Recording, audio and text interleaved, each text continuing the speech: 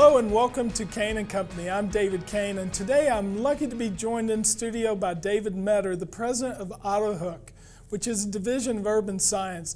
AutoHook is known for providing the coupon tool on a lot of dealership websites and even now OEM websites. And David has a really diverse background that I think you'll really enjoy. He used to sell cars, he sold CRM tools, he's been chief marketing officer for one of the largest auto groups in the country, and now he's president of AutoHook. Let's get right to it.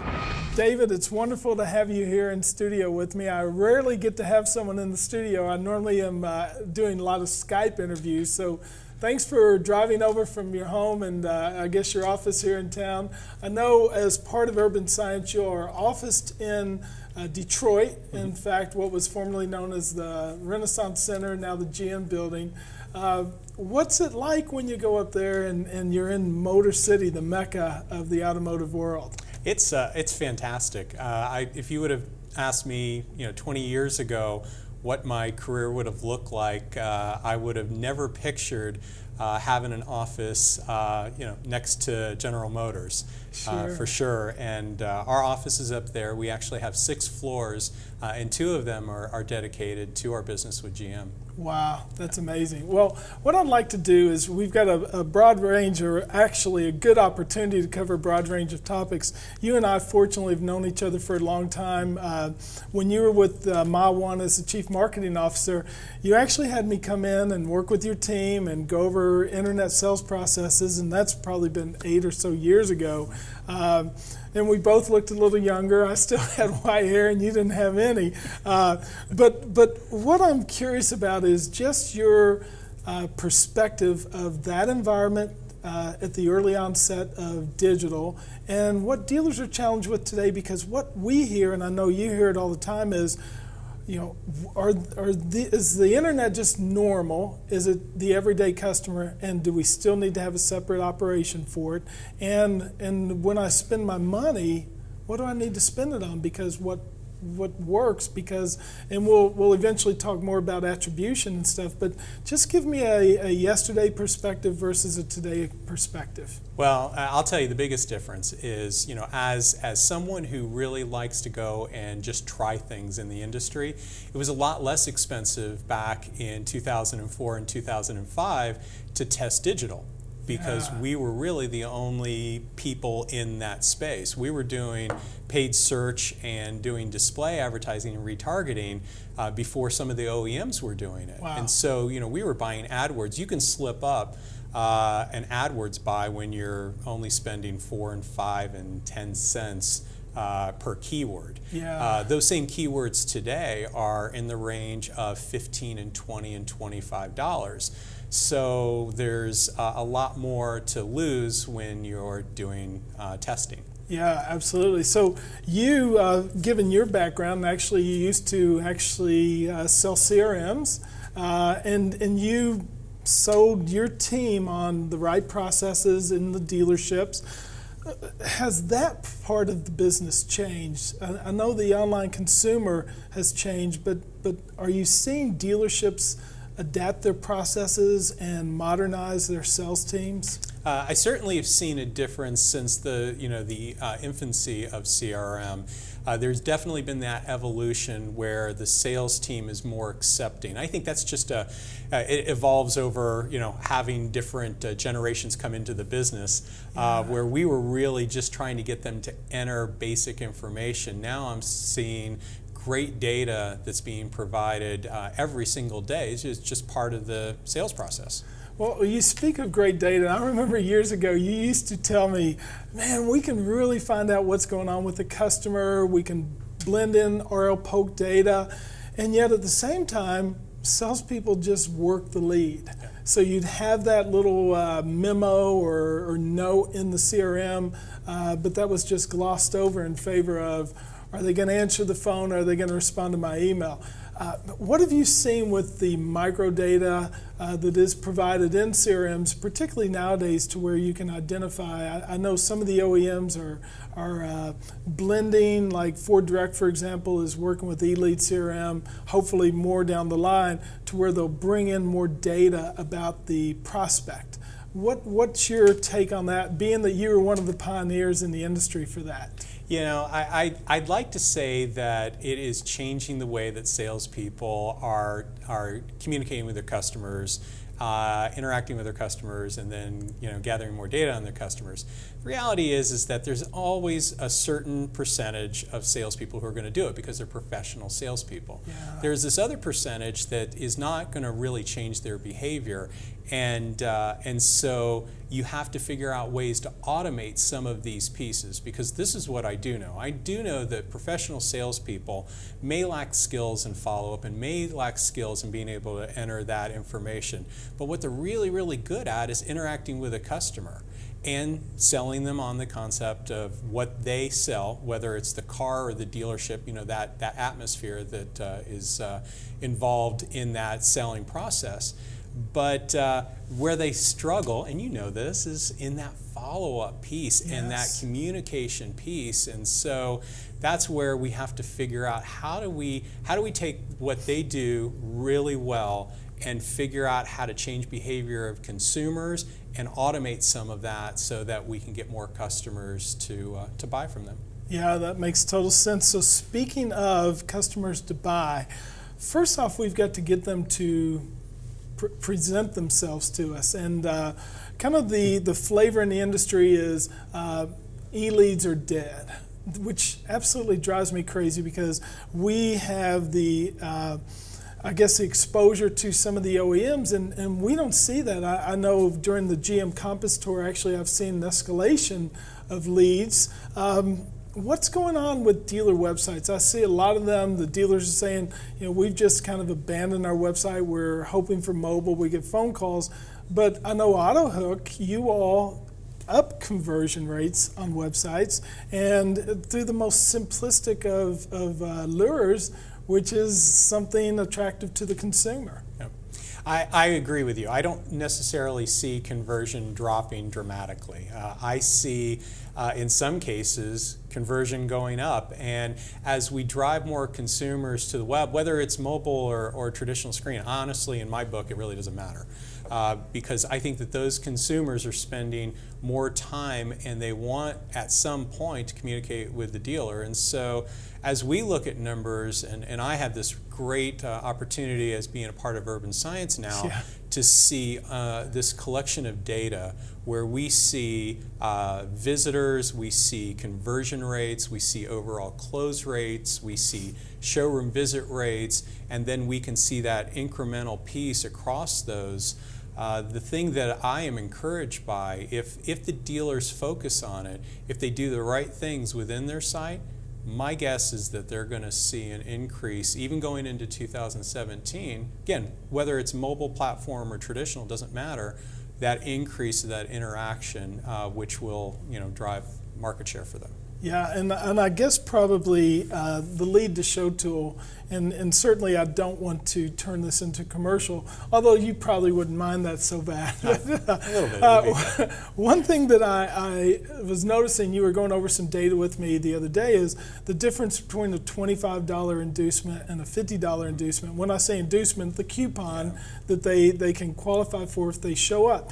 And the close rate was like double, and the grosses were strong.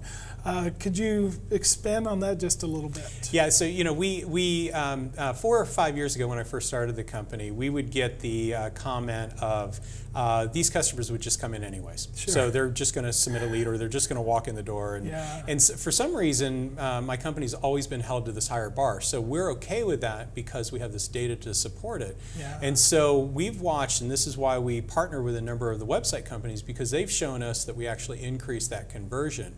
But then we take it a step further, and what you were talking about of going from a $25 incentive to a $50 incentive, like we have this definitive data that shows that with about the same amount of impressions, so basically same users looking at same pages, we're able to increase the website conversion, so form fill rate, upwards of 4 times that of a normal form fill, which Wow. when you show that to guys who build websites and run websites within our auto industry, it's unheard of. Yeah. So then when we look at that conversion rate, then you go, well, they're not real buyers. Well, 3 times higher when they hit the showroom is their buy rate. So we're not driving just website conversion that are taking advantage of incentives. We're actually driving a higher number of showroom visitors that we can actually see.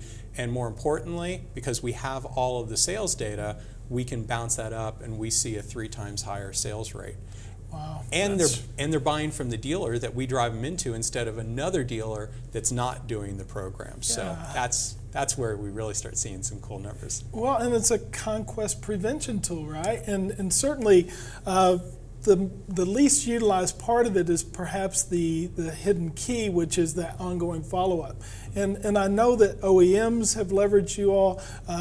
We've seen Cars.com will remarket to consumers who've been to their website, and they'll offer up a selection of new tools for them.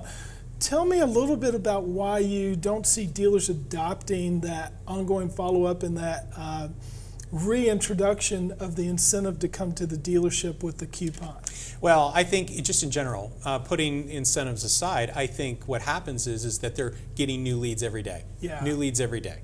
And so what happens is a week, and they're understaffed. Yes. Right? And so you have an understaffed dealership dealing with probably more leads than what they can deal with, and then that something's going to break. Sure. And it's typically the old leads that they haven't heard from or for some reason haven't interacted with. So there's the first strike. Yes. Then they don't really have, there's not a tool out there that really helps them to automate. We talked about earlier, what are they not good at? Well, they're certainly not good at long-term follow-up on that. So is there something that we could do to help automate that process? It's not because the customers just disappear. They just go out of market for a while. And so what we see with dealers that say, look, I'm comfortable with reanimating these leads and doing it with some kind of an automated approach, all of a sudden when the customer comes back in and we're able to engage that customer, then it makes for the dealership a much easier process because we're driving them back in. And then guess what happens? All of a sudden, the lead closing ratio goes up because you have all of these leads that were probably closing at, at single digits and probably even at 0%, all of a sudden closing at 10%, which then if you add that into your overall closing ratio is upping that, then everybody's feeling good. All of a sudden, we're not talking about third-party leads that are underperforming. We're talking about third-party leads that we can go and reanimate over a period of time that actually look at a good ROI when you spend money in those, in those buckets. Absolutely. Well, speaking of ROI, one of the big questions, and you and I talk about at least 2 or 3 times a year, is this attribution question. And everybody is in a position where they're saying, I got the lead to my website, and then the next day I got the lead from Cars.com. They were combined in my CRM. They eventually bought. I'm going to assign credit to my website, and my performance from Cars.com is diminished because they were involved, but they weren't the first in. Right. Let's talk about attribution. Is that the right model for today's environment? The old, whoever's the first in gets the credit, and does this last for 60 or 90 days? Or how do we sophisticate it in an unsophisticated environment? Well, I wish I could give you an easy answer. I think the easy answer is first in wins. And that's what we've probably all have used at some point. Yes. But I don't necessarily believe that first in is the best logic to use.